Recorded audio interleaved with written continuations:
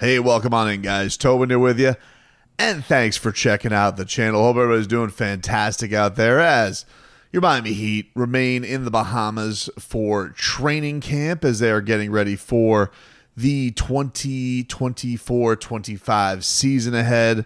And today, it was, I gotta say, man, just off the top, I've been saying this in the videos, but the video team, the content team for the Miami Heat,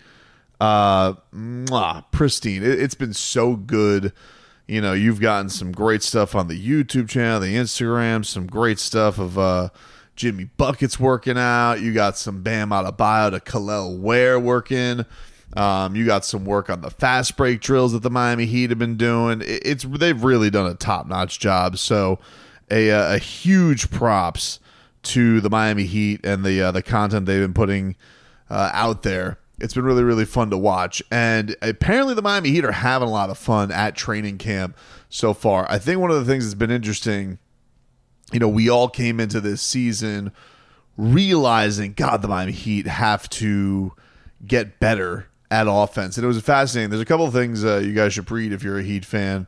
I retweeted both of these articles. I can put them in the description. But one of them is by Cooper Moorhead from Heat.com discussing the Heat's offense and where it's been and how like the Heat offense hasn't changed very much since, you know, Jimmy's been here as far as the scoring. There hasn't been like this grand dip. They haven't necessarily gotten worse. They just had a tougher time catching up with the rest of the league. So would recommend checking that out. But also, you know, the Miami Heat are trying to do a big thing of getting better around the rim and getting better in the restricted area. And there's a really great piece by Anthony Chang talking about where the Miami Heat are improving. But one thing that was cool, I will share from the article here, is this part on the Miami Heat's training camp where they are putting such an emphasis on it that in camp, it says one way that the Heat's coaching staff is emphasizing the need for more shots around the basket. They're adjusting the scoring format in scrimmages during training camp this week.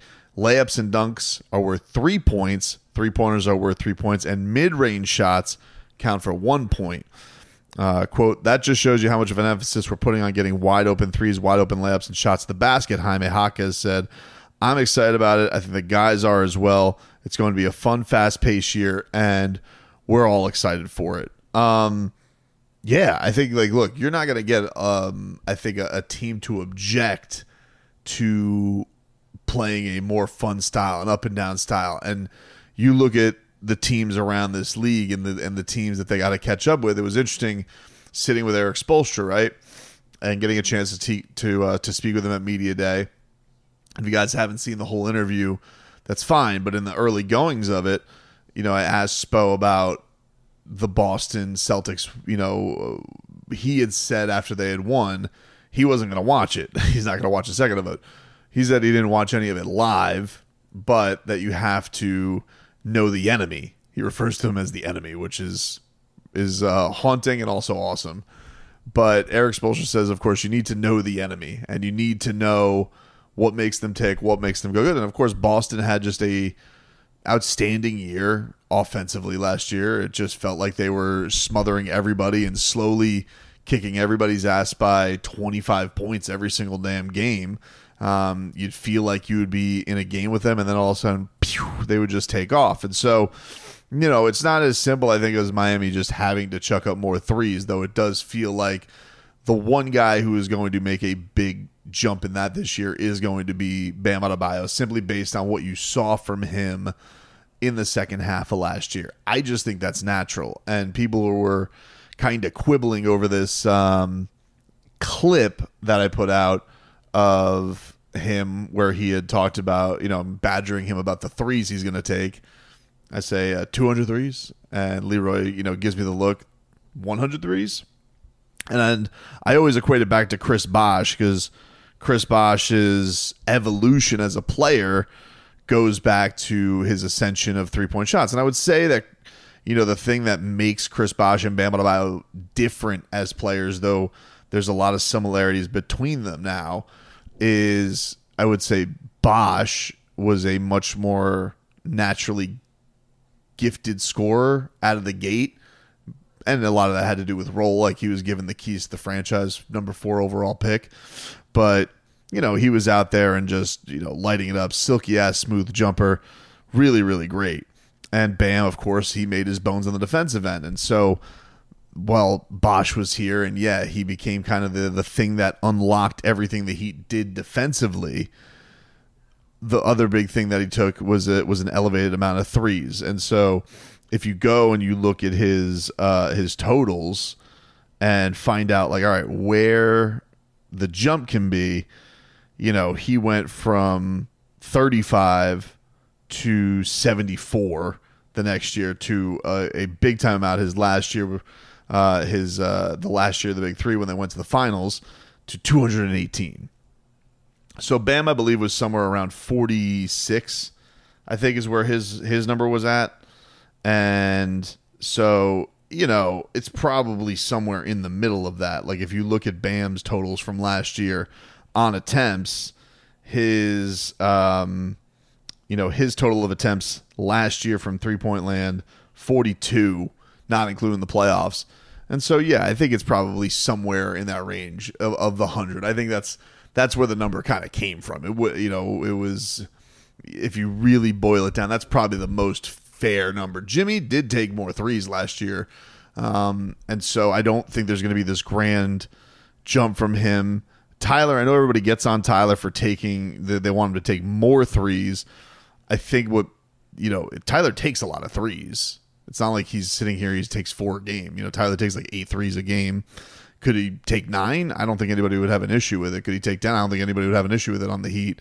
But I think for him, it's that finishing off at the rim area. It's those restricted area spots, which is why you have the Heat coaching staff putting such an emphasis on this in training camp and seeing where it goes from there, seeing where, this gets going. But it is great to see, because that the Heat is going to be in a spot where defense, they got the talent, they got the grit, they have all this stuff, but there does seem to be a mechanism that they do have to clean up to get themselves all in a better spot. And there are a lot of fascinating things about this team, and there's so many varieties and so many combinations that they can go with.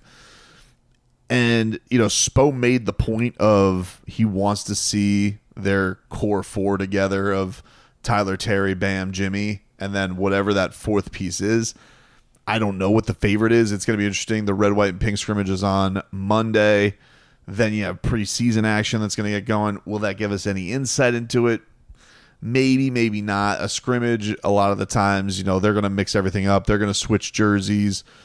Will the first preseason game? It's possible. It's possible, especially willing that everybody stays as healthy as they are outside of Jay Rich and Drew Smith, that everybody will be out there and giving them what they can. But certainly is one of these things with this Miami Heat squad you really are excited to check out. The other thing that was cool, Eric Spoelstra mentioned, we talked last video about Kel'el Ware dealing with the test of Eric Spoelstra, but Spo had an interesting thing to say about him today, where he said he was asked about Udonis Haslem being around the team.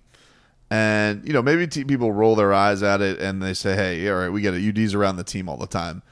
But I do think Spo made an interesting point about this. With him being with Bam and UD, he feels like the infrastructure is better than it ever has been for a young big to really have the reins from the start.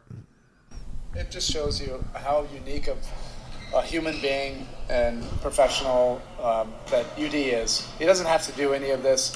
He doesn't have to certainly be out here in a practice gear and be out here sweating with the guys and working with the guys, but that's how he earns his trust with them. And he just continues to mentor everybody in the gym. The vets, the young guys like Kel'el. I think it's just tremendous for Kel'el at 20 years old to have a mentor like UD, but also Bam.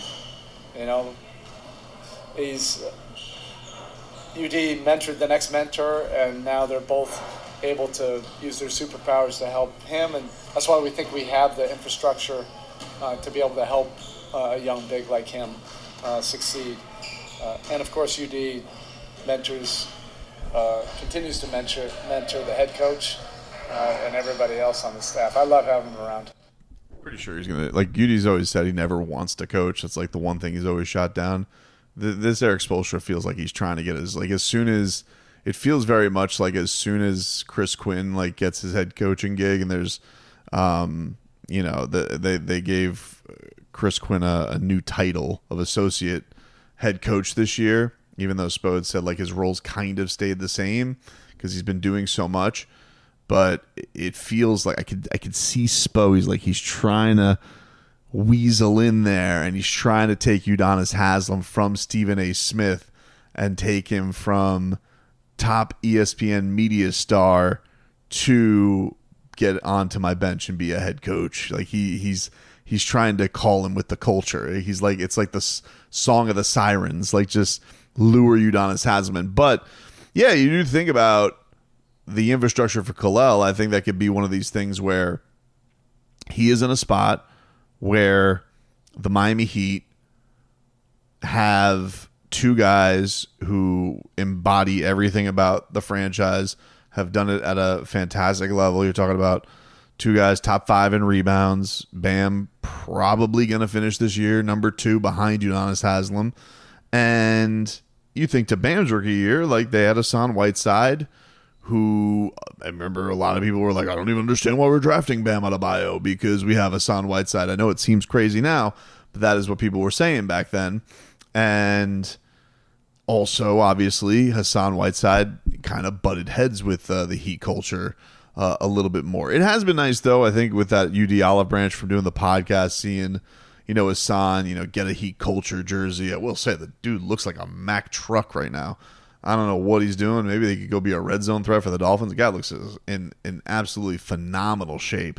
But obviously at that time, certainly there was what felt like a little bit of immaturity and maybe just a butting of heads with the head coach of where his role should have been compared to other centers in the league and all that. And look, Bam still made it through and obviously is quibbled with how much Eric Spoelstra didn't play him back then, but maybe this will be the thing that helps guide Kel'el along a little bit faster. So fascinating stuff in the midpoint or near ending. Actually, we're getting closer to the end than we are to the middle of Miami Heat training camp.